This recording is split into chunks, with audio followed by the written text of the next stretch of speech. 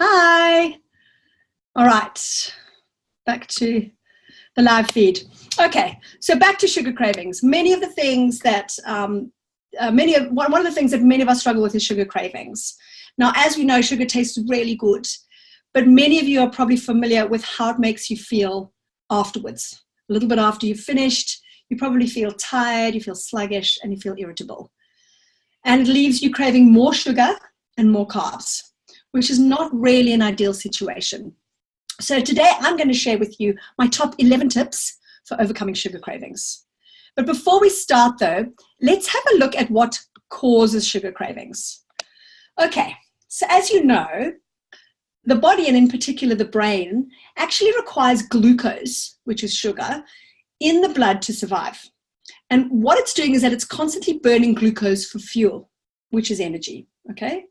So the human body typically means for all of us really, the human body experiences fluctuations in blood sugar throughout the day. Now, what the body does is that it regulates the amount of blood sugar in the blood through the secretion of insulin from the pancreas, which actually ensures that our blood sugar stays within a safe range. But if this mechanism, which is the secretion of insulin in response to blood sugar or spikes in blood sugar, is not working properly, we can become what we call hyper or hypoglycemic, or even go on to develop diabetes. Now, hyper or hypoglycemia, which are just fluctuations in your blood sugar, can in fact be a precursor to diabetes, so they can actually lead to diabetes. So when our blood sugar drops lower than the normal range, we can experience any or some of the following symptoms: sugar cravings, mood swings like anxiety, irritability, insomnia, anger, headaches, difficulty concentrating, fatigue, thirst, dizziness. And there are specific factors that actually contribute to a spike and then a drop in blood sugar, and I'm going to share all of those with you. Some of these factors are eating simple or refined sugars or carbohydrates, not eating breakfast and skipping meals causes a fluctuation in blood sugar, moderate to heavy alcohol consumption, generally more than about 2 units. And normally what you'll find is that the next day you have massive fluctuations in blood sugar. Macronutrient imbalance, which is where we have not enough protein compared to carbs and fats. Another factor is stress and overwork. So when we're stressed, we generally have higher circulating levels of cortisol, which impacts our blood sugar. Another factor is lack of sleep or adequate rest. What we know is that lack of sleep plays havoc with our blood sugar. Heightened emotions can also lead to fluctuations in blood sugar. And the last one is caffeine. Now, particularly in caffeine-sensitive individuals, caffeine can actually cause a spike in blood sugar and in insulin. Okay, so if fluctuations in blood sugar cause sugar cravings, the question is, how do we regulate blood sugar so as to reduce sugar cravings naturally? And what I'm going to do is I'm going to give you my top 10 tips for reducing sugar cravings. The first one is to follow a proper eating rhythm. Now, when we skip meals, we have fluctuations in blood sugar. And when we don't follow a consistent and predictable eating rhythm, we also end up with fluctuations in blood sugar. So what I would say is, don't skip your meals, especially breakfast, and make sure that you eat 3 solid meals per day with 2 small snacks in between if you actually need it. What we need to do is to resist the urge to snack or graze all day, unless you have binge eating disorder. And that's where you'll need to eat, certainly in the first few months of recovery, every 2 to 3 hours. All right. Tip number 2, to ensure that you have an adequate protein intake, especially at breakfast. Now, many of you may know this because I've taught this before, but protein helps to maintain steady blood sugar levels by pulling sugar into the cells, which in turn helps to regulate our appetite and to reduce sugar cravings. Now, there was a recent study done in 2014 which showed that women who ate a high protein breakfast had far better control over their glucose and insulin levels than those who ate a high carbohydrate breakfast. And I know that that's true for myself. If I eat carbs for breakfast rather than a high protein or high fat breakfast, I definitely notice that I feel more tired and that I have spikes in sugar, blood sugar throughout the day. All right, tip number 3 is to reduce or eliminate caffeine. Now, for some people, caffeine can actually cause a spike and then a drop in blood sugar. So what I suggest is that you actually take note of how you feel for the first 1 to 4 hours after you drink a cup of coffee. Now, if you notice any of the symptoms that we talked about before, fluctuation of blood sugar, dizziness, thirst, irritability, mood swings, then I suggest that you actually start to take note of any of those symptoms. And then notice whether they actually occur after you have a cup of coffee or a few cups of tea. Now, what I'm going to suggest is that you make sure that you have your cup of coffee, if you are going to have it and you don't want to give it up, you have it with a protein. In fact, and I actually recommend this to anyone drinking coffee, because the protein actually counteracts the insulin effect that the coffee has on the bloodstream. So don't skip breakfast and have a coffee instead. That's really not good, because even though the coffee might be filling, it actually causes a spike in insulin, as I've said, but then there's nothing for the body to metabolize. So when we have continued spikes in insulin with nothing to metabolize, that can actually lead to insulin resistance. Okay, so tip number 4. Tip number 4 is to combine carbohydrates with good fats.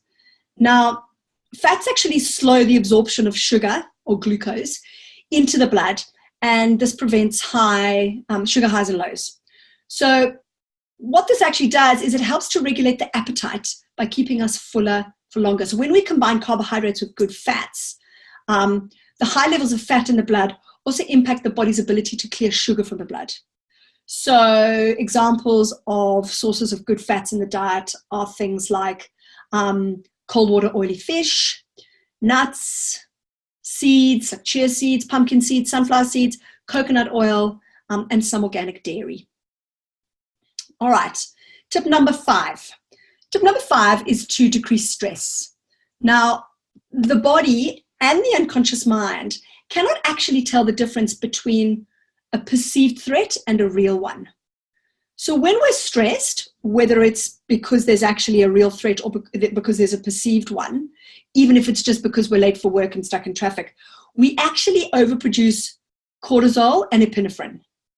Now, these hormones are responsible for raising our blood sugar to help boost our energy when we're in the fight or flight. So in other words, when we have to get away from an animal or something like that.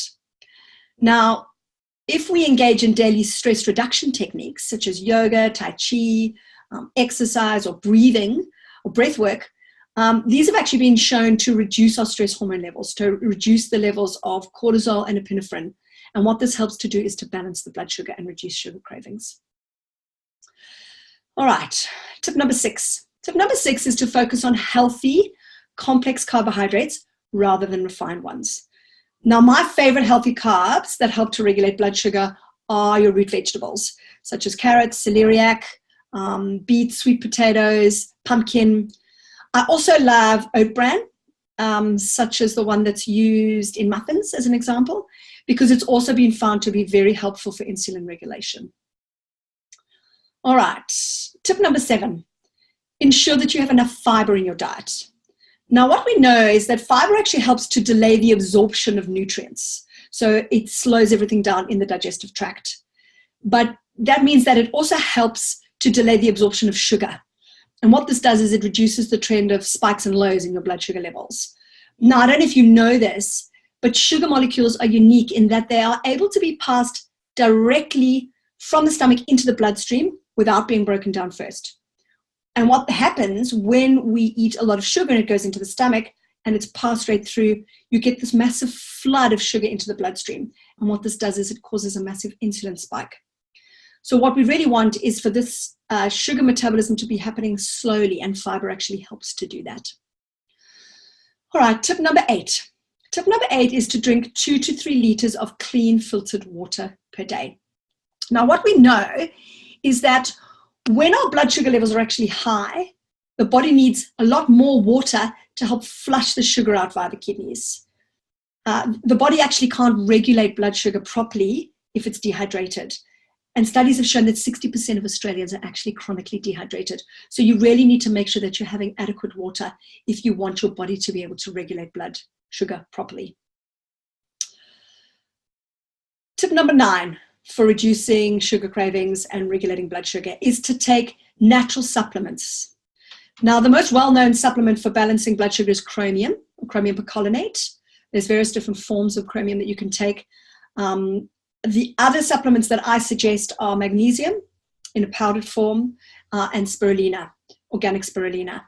Now, the brands that I use here in Australia are Bioceuticals, Metagenics, which is a practitioner-only brand, or Cabot Health. But you can actually go into your local health food store and see your naturopath and discuss with him or her the best brands that you can actually use to help regulate your blood sugar. All right, tip number 10 is to get enough good quality sleep. Now, I don't know if you've ever noticed that you're going to crave sugar a lot more when you're tired. Have you ever woken up after a heavy night or not having a lot of sleep and noticing that you crave sugar and that you're pretty tired? And then the more sugar you have, the more tired you become throughout the day. What we know is that inadequate sleep actually dramatically reduces our glucose tolerance. It makes the glucose uptake less efficient, and it results in much higher blood sugar levels. What we also know is that high evening stress hormone levels, like high cortisol levels, are also linked with insulin resistance. So people who stay up late when cortisol kicks in at 10 o'clock, that is linked with insulin resistance.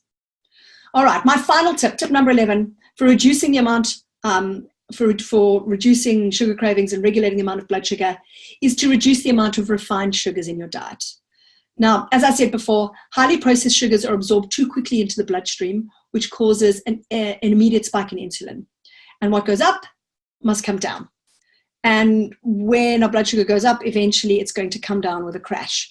And what this creates is a false hunger, where the body signals us that it's hungry, when in fact it's just that our blood sugar levels are low and the body actually requires more energy. So what you actually need at that point is protein to help regulate your insulin rather than more sugar.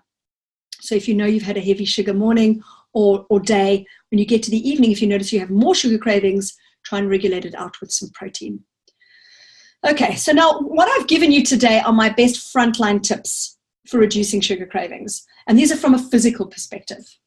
So I call this the first line of defense before we dive into the emotional side of why you may be craving sugar. Now, if you've covered off all of these physical steps, and you still find that you've got sugar cravings, then it could actually be emotional eating. And if that's the case, then you really are going to need to take a deeper dive into your relationship with food so that you can understand your drivers and triggers and so that you can heal them out. So you're welcome to book a free discovery session with me or find a suitable eating psychology practitioner and go on a journey of discovery and exploration so you can really discover what it is that's driving and pushing your emotional eating. All right, so to summarize, here are my top 11 tips for reducing sugar cravings. 1 is to follow a proper eating rhythm. Number 2 is to ensure adequate protein intake, especially at breakfast. Number 3 is to reduce or eliminate caffeine, or at least have your coffee with some protein in the morning. Number 4 is to combine carbohydrates with good fats, because this helps to regulate blood sugar. Number 5 is to decrease stress because it increases our cortisol levels, which impacts our blood sugar fluctuations. Number 6 is to focus on healthy complex carbohydrates rather than refined ones because they help to regulate blood sugar. Number 7 is to ensure that you have enough fiber in your diet. As I said, the fiber helps with the staggered absorption of sugar into the bloodstream. Number 8 is to drink 2 to 3 liters of clean filtered water per day. Number 9 is to take natural supplements to help regulate your blood sugar. I've suggested magnesium, chromium, and spirulina. Number 10 is to get enough good quality sleep so that your cortisol levels don't rise up and affect your blood sugar. And number 11, the final tip, is to reduce the amount of refined sugars in your diet because refined sugars create a spike in blood sugar and it's like this perpetual cycle and knock-on effect. Now, this list may seem a little bit daunting or overwhelming to kind of take on all at once, but even a few simple changes, like the ones that I've described above, even if you implemented sort of 3, 4, or 5 of them, they can make a positive impact on your blood sugar regulation, which will reduce your sugar cravings. So if you slowly integrate these principles into your life, you'll not only reduce inflammation in the body, which as we know leads to disease, but it'll also ensure that you decrease your chances of diabetes or hypoglycemia. So rather than a diet, this is actually a lifestyle. So just take it slow. So I hope that you found this Facebook Live to be interesting, and I hope you found it useful. Thank you so much for tuning in. And if you're listening to the recording, it's lovely to have you watching too. Now, if you'd like to take me up on a free 30-minute discovery session to explore more deeply your own relationship with food, then please email admin@louisejeffrey.com or send me a Facebook message and we'll be in touch. And I am sending you so much love, and I'm sending you a peaceful relationship with food. Bye-bye.